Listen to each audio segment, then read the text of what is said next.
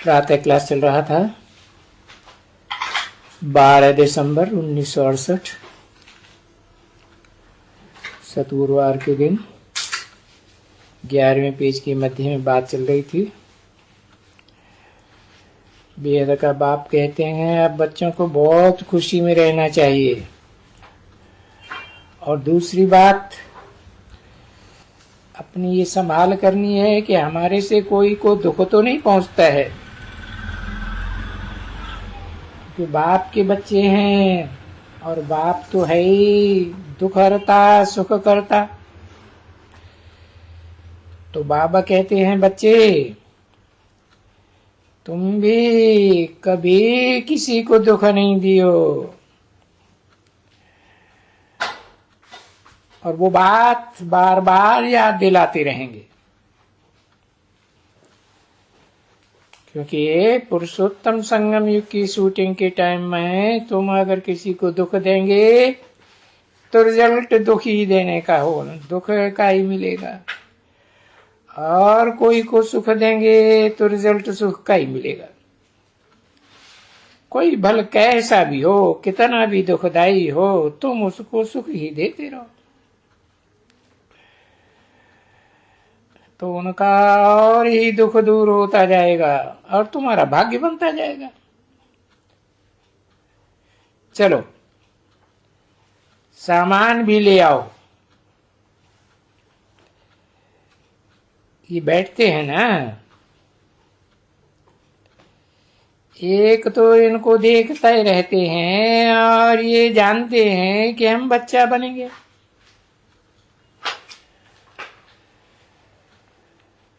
तो आगे तो ऐसा होता था कि बच्चे को देख करके कूले पर उठाए करके भागते भी थे।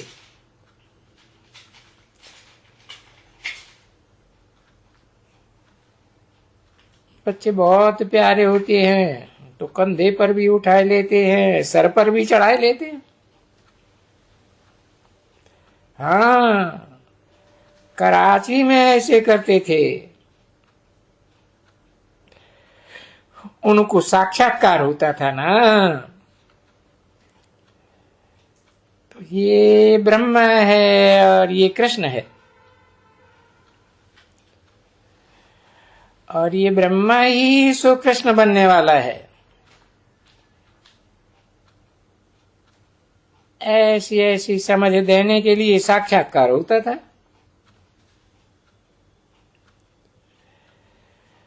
तो कृष्ण का साक्षात्कार करेंगे तो जरूर उठा के भाग जाएंगे, भाग जाते।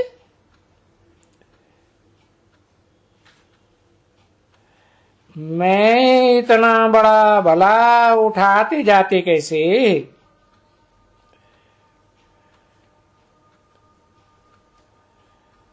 बल्कि हम ही भागते थे। तो मेरे पिछाड़ी बच्चे भागते थे ना कराची में।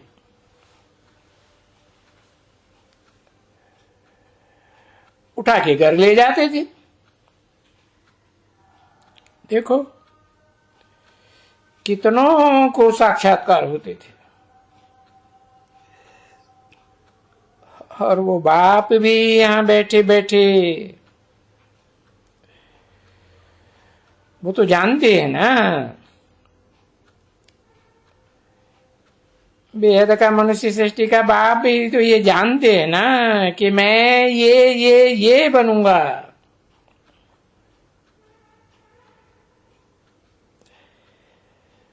तो मुझे जो याद आती है घड़ी घड़ी याद आती है।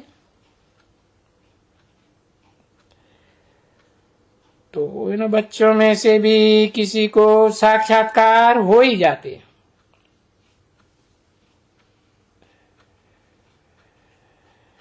कि बाप समझाया ना,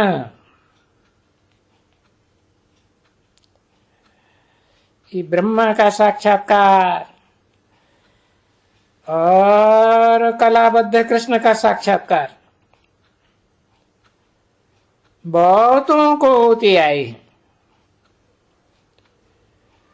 क्योंकि इनके फॉलोअर्स की संख्या तो बहुत है ना।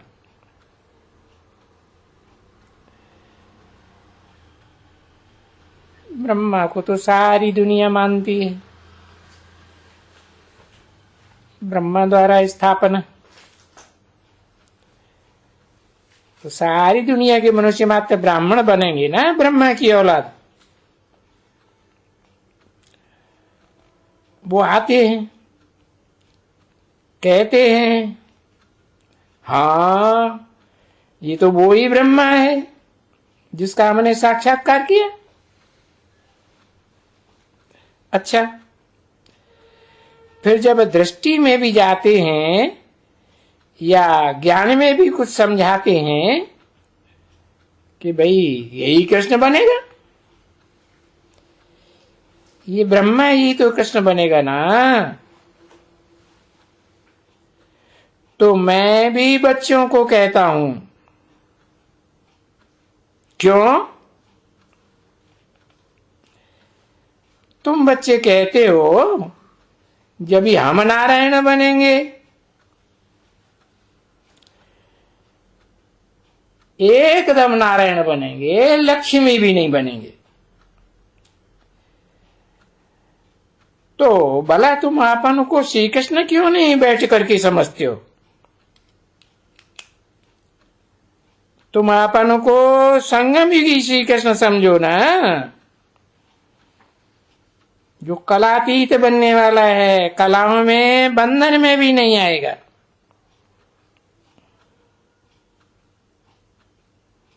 तो ऐसे ही समझो।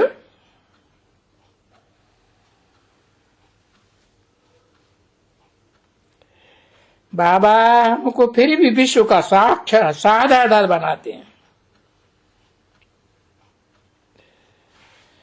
कहा सारे विश्व का शाहजादा, और कहा सतयुग का शाहजादा। सतयुग तो होता ही है कलाबद्ध 16 कला संपूर्ण।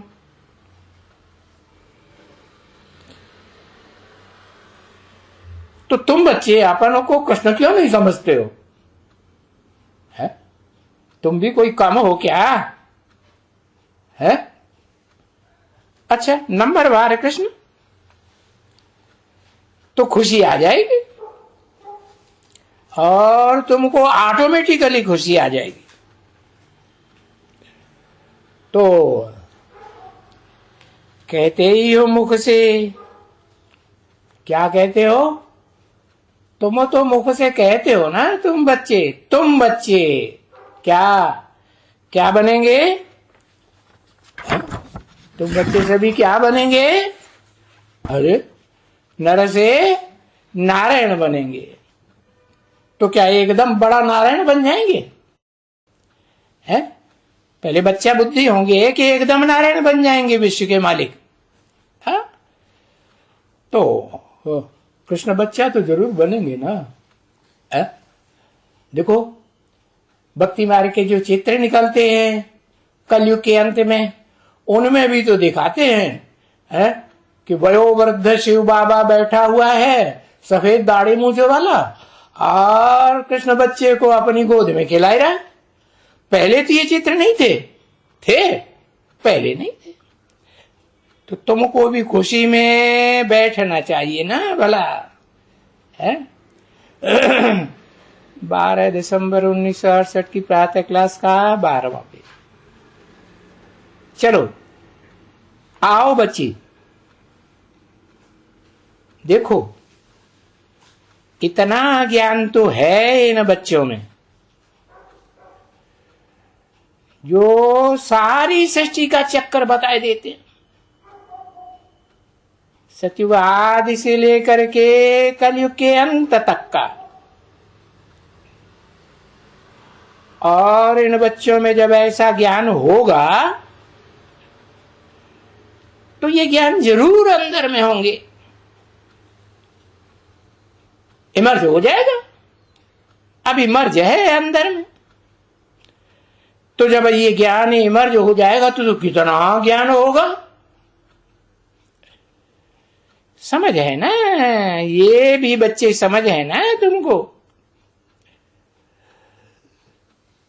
बच्ची है, ऐसी बच्ची कोई बैठ करके समझाती है, अरे, इन्हें लक्ष्मी नारायण के माँ बाप में कितना ज्ञान होगा। ये तो बच्ची समझाती है, कमाल है इनका। तो आगे चल करके ये सभी प्रत्यक्ष होंगे और तुम्हारा वो अच्छे से अच्छा रिगार्ड रहेगा। थोड़ा आगे चल करके देखना, क्योंकि ये तो समझ तो मनुष्यों में आती रहेगी ना। अभी तो जो बुद्धि में गॉडरेज का ताला लगा हुआ है, क्योंकि कुछ न कुछ माया उल्टा पलटा श्रीमत के बरखिलाफ कर्म कराए देती है, तो गॉड की रेजिस का ताला लग जाता है। तो फिर क्या होगा, अंत में वो ताला खुलता जाएगा ना। तो इसलिए बाबा को तो फख्र रहता है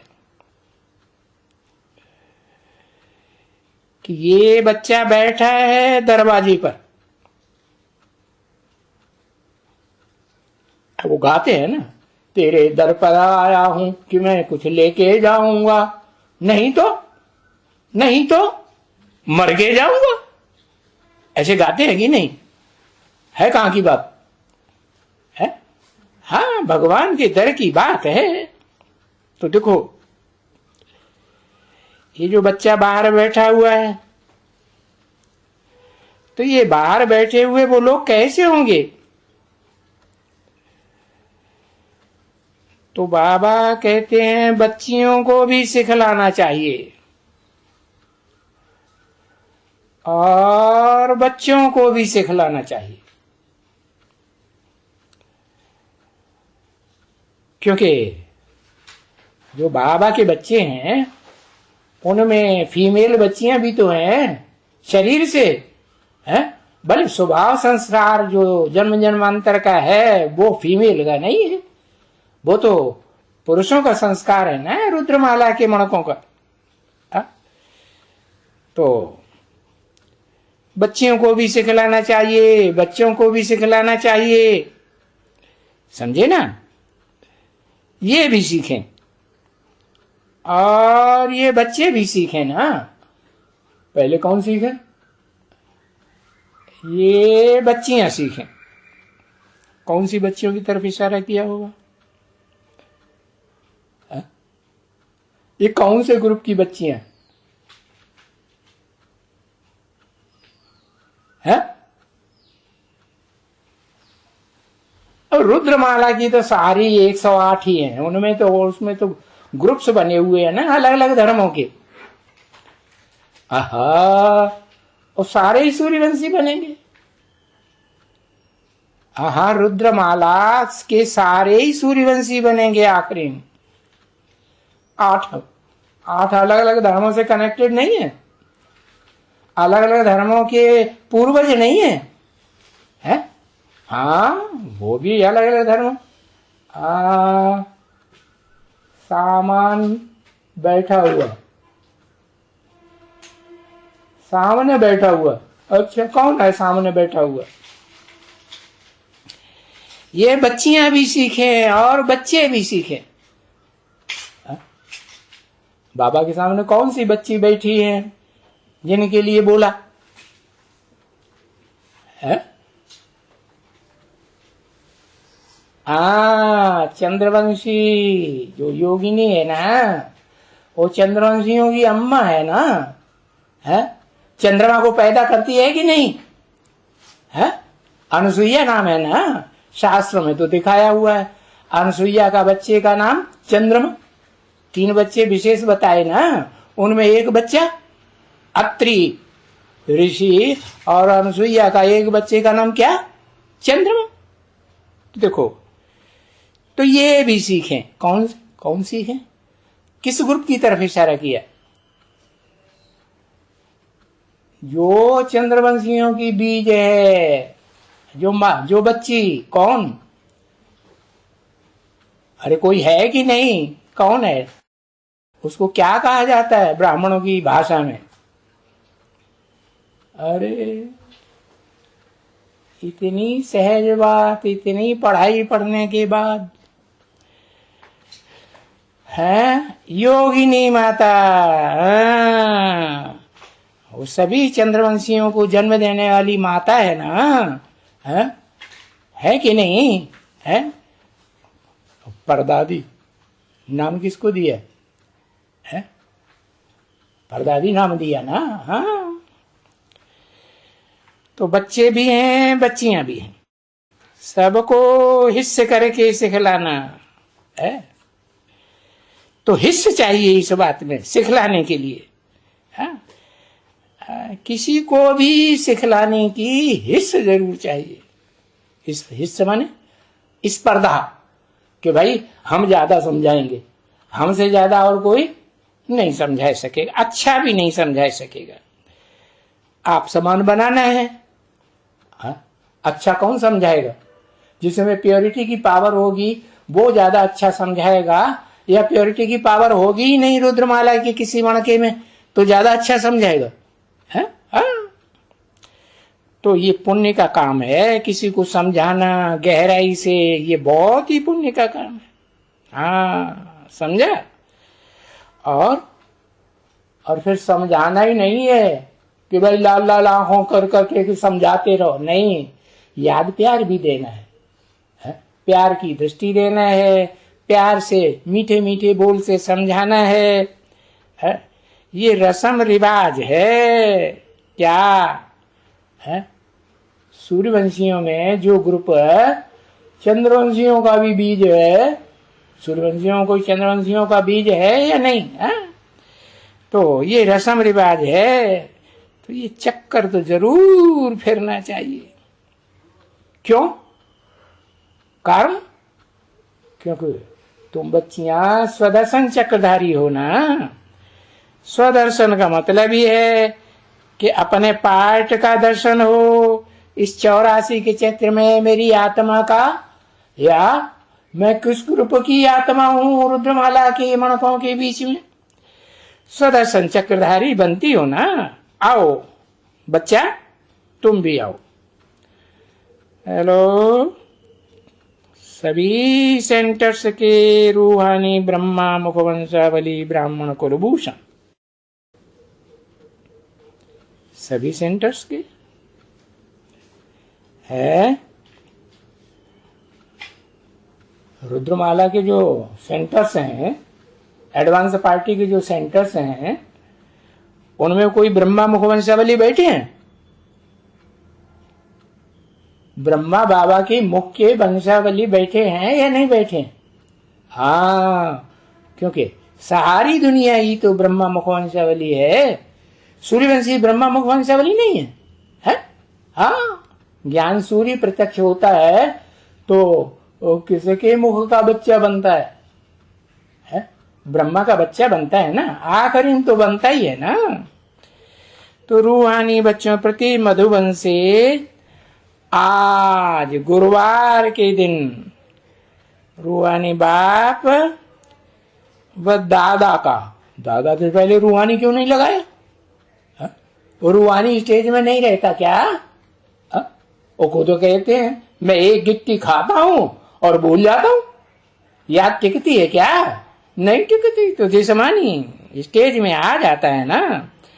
तो रूहानी बाप और जिस्मानी दादा और मधुबन निवासियों का दिल व जान से सिक सिक और प्रेम से याद प्यार और गुड मॉर्निंग। मीठे मीठे सिकिल दे रूहानी बच्चों प्रति रूहानी बाप व दादा का। फिर वही बाप कैसा? रूहानी बाप। ये नहीं समझ ले कि हाँ रूहानी स्टेज में रहने वाला कोई ऐसा भी बाप है जो कभी ज्यादा से ज्यादा, सबसे ज्यादा देवान की स्टेज में रहता है। कौन? कोई ऐसा भी बाप है मनुष्य सृष्टि में जो जिस्मानी स्टेज में भी रहता है, सबके बाप का पार्ट बजाता है। कोई है कि नहीं? हेलो, कमाल, इतना लिखा, एक अक्षर लिखो समझ जाएंगे। है ब्रह्मा, प्रजापिता। हाँ, प्रजापिता दुनिया का सबसे ज्यादा देवानी बनता है या नहीं बनता है? और सबसे ज्यादा रूहानी भी बनता है या नहीं बनता है? बनता है।